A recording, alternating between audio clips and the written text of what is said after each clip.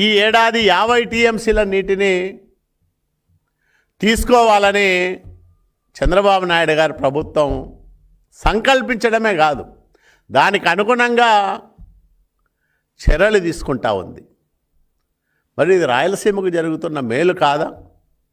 పారుతున్న నీళ్లు, జరిగిన పనులు, నిండిన చెరువులు, పచ్చని పైర్లు, ఇవన్నీ చంద్రబాబు నాయుడు గారికి రాయలసీమ పట్ల, అనంతపురం, చిత్తూరు, కర్నూలు జిల్లాల పట్ల ఉన్న ప్రేమను, అభిమానాన్ని, బాధ్యతను చాటడం లేదా అని నేను అడుగుతా ఉన్నా.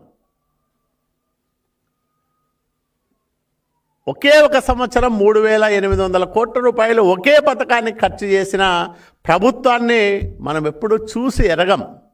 చంద్రబాబు నాయుడు గారి రూపంలోనే కూటమి ప్రభుత్వమే ఈ కార్యాన్ని సాధించింది, చేసి చూపెట్టిందని ఈ సందర్భంగా నేను మనవి చేస్తూ ఉన్నా. నీళ్ళు ఇస్తే బంగారం పండించే రైతులు ఉన్నారు రాయలసీమలో. ఆ నీళ్ళు ఎట్లా ఇవ్వాలని ఈరోజు చంద్రబాబు నాయుడు గారు ఆలోచన చేస్తూ ఉన్నారు.